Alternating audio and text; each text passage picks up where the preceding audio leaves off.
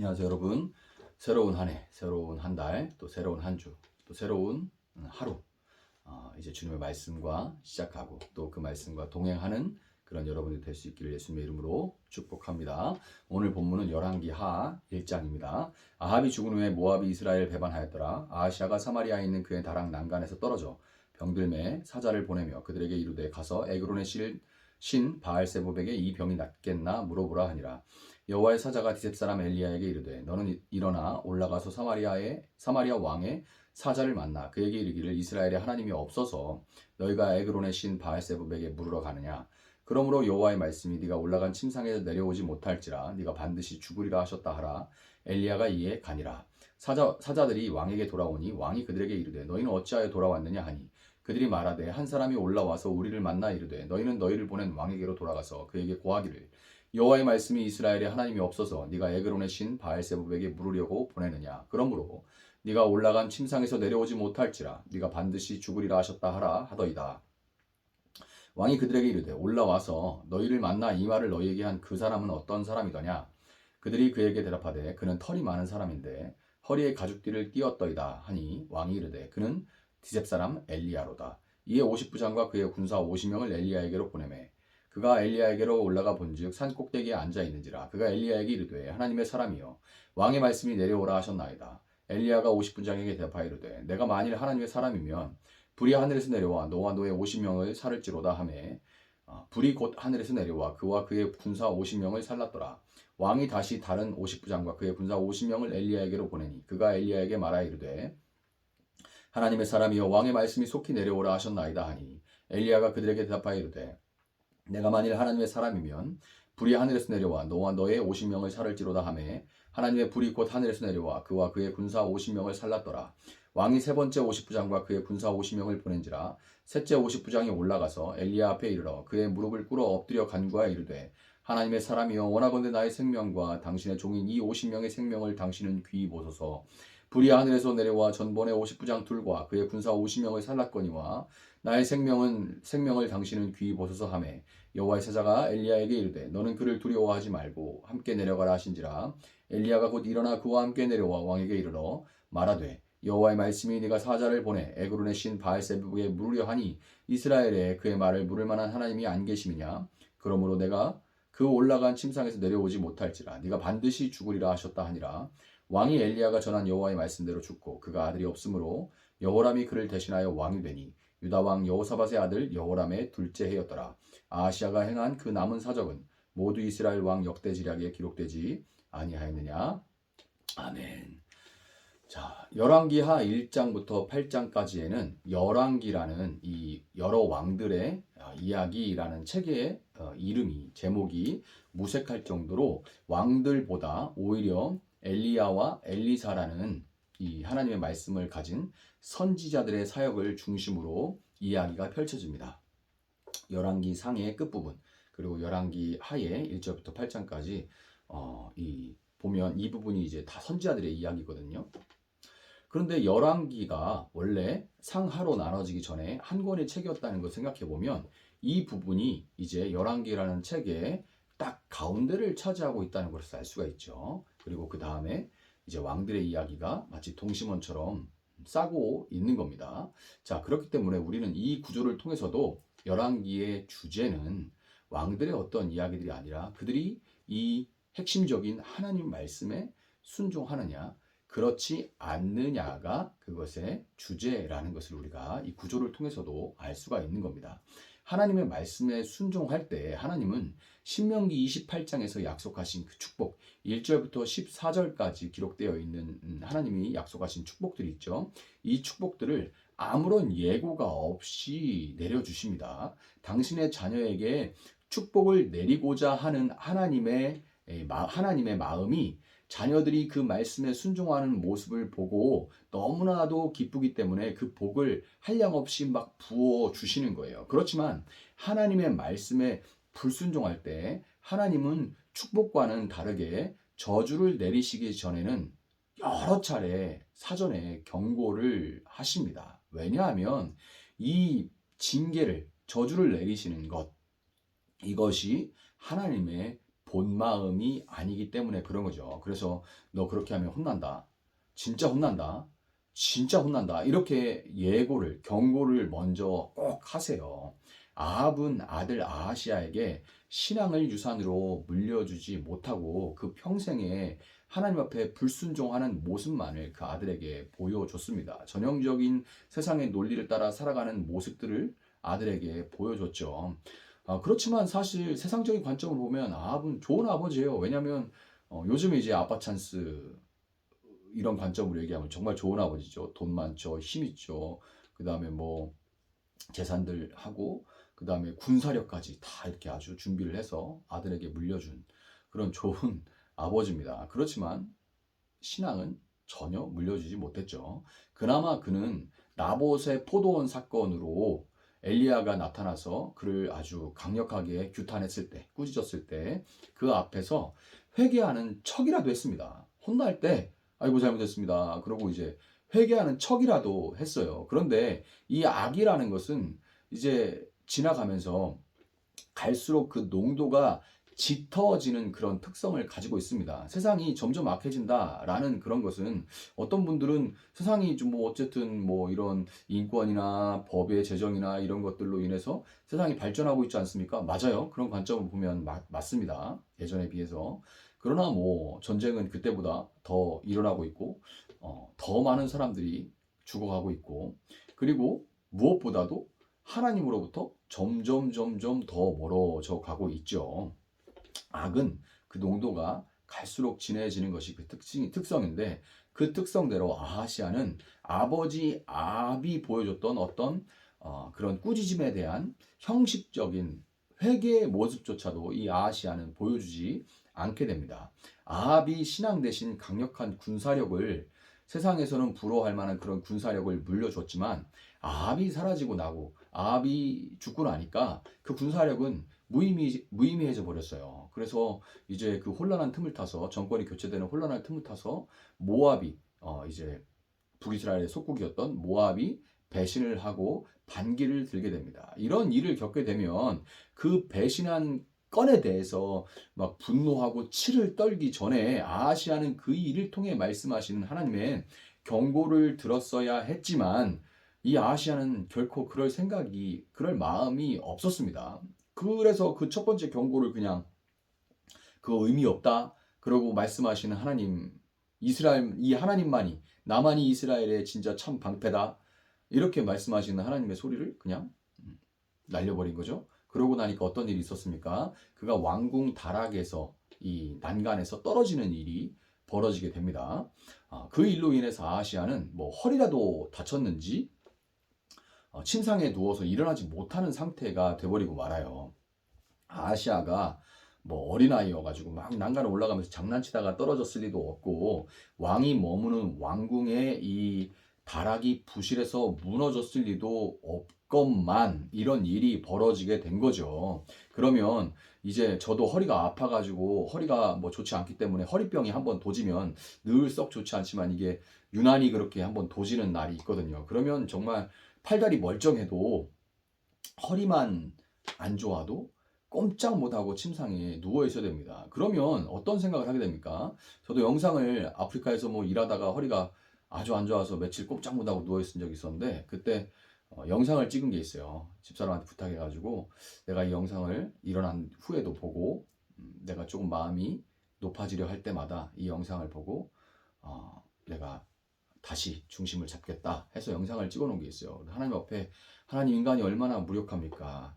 이 허리만 조금 아파도 그 많은 계획들, 그 많은 사역들, 그 많은 해야 될 일들 아무것도 할 수가 없는 것이 사람입니다.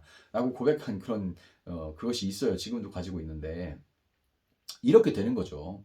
약해지고 내 육체의 힘으로 아무것도 할 수 없다는 것, 하나님이 살짝만 누르셔도 아무것도 할 수 없다는 것을 한번 경험하게 되면 하나님 말씀을 듣고 하나님께 돌이키게 되는 것이 정상이건만 이 아시아는 무슨 짓을 하냐면 그때 엉뚱하게도 에그론의 신 바알세부는 이제 파리 대왕이라는 뜻이거든요. 이게 진짜 잡신의 대왕입니다. 그러니까 우리말로 하면 지금 무속에서 아주 세다고 용하다고 말하는 그런 신, 그런 신을 찾아간 거나 마찬가지예요. 그런 신을 찾아가서 어떻게 하면 내가 이 병에서 낫겠냐, 쾌차할 수 있겠냐 하고 물어보라고 사자를 보내요. 자기는 못 움직이니까. 하나님의 경고이자 다시 한번 주신 기회를 이 아하시아는 자기 발로 걷어차버린 겁니다. 그러니까 하나님은 선지자 엘리야를 아하시아의 사자들에게 보내서 이 아하시아의 어리석음을 꾸짖도록 만듭니다. 선지자가 나타나 하나님 말씀을 직접적으로 전하며 꾸짖는다는 얘기는 정말 이제 이 심판이 아주 문 앞에 이르렀다, 임박했다, 그런 얘기인 거예요. 지금 이 바알세부의 신탁을 기다리고 있던 이 아하시아가 하나님의 꾸짖음을 들었을 때 이것은 임박한 심판을 앞두고 그에게 주어진 매우 촉박한 경고이자 마지막 기회였던 겁니다. 그런데 이 마지막 기회조차 아하시아는 날려버리고 오히려 이 50부장과 군사들을 엘리야한테 보내서 엘리야를 잡아오라고 합니다. 바알세부의 신탁을 얻으러 갔을 때는 이런저런 재물과 예물을 들려 보냈겠죠. 그 무당에게 줄 복채와 혹시라도 무슨 구판을 벌인다고 하면 구판에 쓸 그런 재료들을 살 돈 이런 거 해가지고 아주 예물을 꾸려서 섭섭지 않게 해라 하고서 보냈을 거 아니에요. 그러니까 한가득 예물을 들고 똥파리 신에게는 갔는데 하나님의 선지자 엘리야에게는 군사들의 손에 칼과 창을 들려가지고 잡아들이려고 했던 겁니다. 아하시아는 바알세부에게 가는 길을 막아서는 엘리야, 그리고 하나님의 말씀을 전하는 이 엘리야를 잡아서 가두기만 하면, 그래서 그 입을 막아버리기만 하면 자신이 보낸 예물을 통해서 바알세불로부터 기란 소식을 전해 듣는 한편, 바알세부비야 뭐 돈 주고 해달라고 하면은 좋은 얘기 해줄 수 있을 거 아니에요. 안 좋은 것도 뭐 액막이를 해주겠죠. 부적을 쓰든 뭘 하든 이렇게 막아주겠죠. 그것이 이제 그런 무속이 하는 일이니까. 그런데 그렇게 그런 방법들을 통해서 자기의 기란 소식을 전해 듣고 동시에 여호와 하나님의 질책은 이 엘리야의 입을 막아버림으로써 피할 수 있다, 이렇게 생각을 했던 겁니다. 이게 아하시아가 했던 일이죠. 결국 아하시아는 북이스라엘 왕으로서 침상에 누워서까지 끝내 하나님 없이 자신의 힘과 뜻대로 그의 삶을 스스로 다스리고자 했던 겁니다. 이것이 아하시아의 마지막 선택인 거예요. 엘리야를 잡으러 갔던 2명의 50부장과 군사들이 하늘에서 내려온 불, 즉 이 심판의 불에 의해서 고통스럽고 비참한 죽음을 맞이했던 것처럼, 그런 일이 실제로 일어났던 것처럼 그만큼 분명하게 아하시아에게 임할 심판은 선명하고 무시무시한 것들이었습니다. 2번이나 희생을 치르고도 아하시아는 결코 무릎 꿇지 않고 고집스럽게 3번째로 군사를 보내죠. 이 정도면 무서울 만도 한데 어떻게든 반드시 잡아드리겠다 하는 이런 고집을 지금 이 아하시아가 피우고 있는 거죠. 3번째 50부장은 아하시아보다 지혜로워서 앞선 두 50부장의 죽음을 통해서 하나님 앞에 맞서는 어리석음 대신 겸손하게 그 앞에 무릎을 꿇고 그 심판을 피해갈 수가 있었습니다. 하나님은 진노 중에라도 긍휼하심을 잃지 않으시고 그 앞에 겸비한 자에게는 심판을 피할 길을 열어주시는 분이라는 것을 그는 붙들었던 것이죠. 이 심판을 피한 3번째 50부장과 함께 선지자 엘리야는 직접 아하시아 앞에 서서 그에게 하나님의 임박한 심판에 대한 그 메시지를 전했고, 그 말씀 그대로 아하시아는 결국 침상에서 내려오지 못하고 2년 만에 죽게 됩니다. 여러분, 아하시아는 사자들을 통해 전해 들은 그 용모에 대한 묘사를 듣기만 하고도 그것이 그건 디셉 사람 엘리야다 라고 말할 정도로 선대 아버지 시절부터 아주 불같은 활약을 펼쳐왔던 엘리야에 대해서 잘 알고 있었어요. 이 아하시아는 엘리야를 진작에 알고 있는 사람입니다. 그냥 털이 많은 사람, 그러니까 털옷을 입었든지 아니면 본래 털이 많은 사람이든지 어쨌든 그 특징만 딱 듣고도 그거는 디셉 사람 엘리야 선지자다라는 것을 알 정도였습니다. 그래서 그 엘리야가 그 사역들을 통해서 결국 전한 메시지가 엘리야의 이름 그대로 여호와 그는 하나님이시다라고 계속해서 엘리야가 그 어떤 이적과 표적 그리고 그 전하는 말씀들을 통해서 계속해서 외쳤다는 것을 너무나 잘 알고 있었지만 그럼에도 이 아하시아에게 엘리야와 그가 전한 메시지에 대한 지식은 있었지만 그 지식이 그를 구원으로 인도하는 지식이 될 수는 없었습니다. 오늘날도 수많은 사람들이 교회와 믿는 자들을 통해 전해지는 하나님의 이 구원 소식을 듣지만 거기에 자신들의 믿음을 부합하지 않기 때문에 결부시키지 않기 때문에 그리고 고집스럽게 하나님 없이 스스로 왕된 그 삶의 길을 그들은 선택해서 걸어가고 있습니다. 고집스럽게 그 길을 고수하고 있죠. 그들은 그것을 주체적인 삶이라고 말할지 모르지만 야, 내 인생은 내 것인데 내 선택대로 가는 거지. 이것이 주체적인 삶인 거지. 이것이 인간다움 아니야?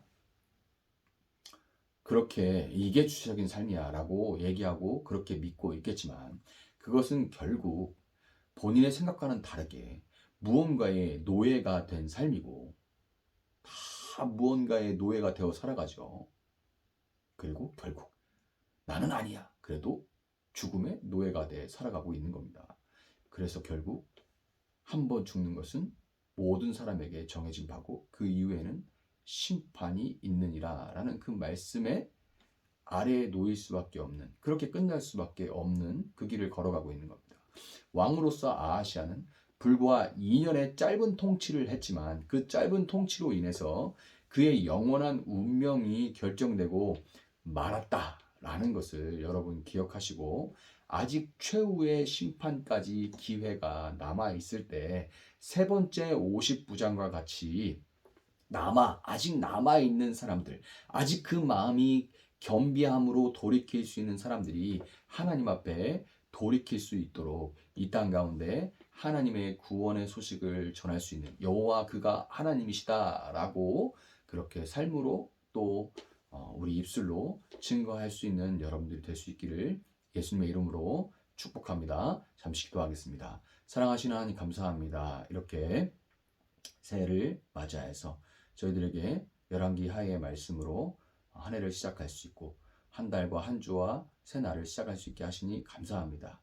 한 해 동안 또 주의 말씀을 붙들고 말씀과 동행하는 삶을 살아갈 수 있도록 주님 도와주시고 하나님 정말 이 말씀 앞에 순종함으로 많은 하나님의 축복을 한량없는 그 축복을 부어주시는 축복을 누리고 풍성한 삶을 살아갈 수 있는 우리 성도들 되게 하시고 때로 하나님 그 길에서 벗어났을 때 하나님의 경고하실 때마다 겸비하게 속히 돌이킬 수 있는 저희들 되게 하시며 고집스럽게 자신들의 길을 걸어가고 있는 사람들에게 임박한 심판 앞에 돌이킬 수 있도록 삶과 또한 말씀으로 증거하는 삶을 살아가는 저희들 될 수 있도록 하나님 함께하여 주시옵소서. 감사하며 예수님의 이름으로 기도합니다. 아멘. 오늘 주신 말씀 붙들고 계속해서 기도합니다.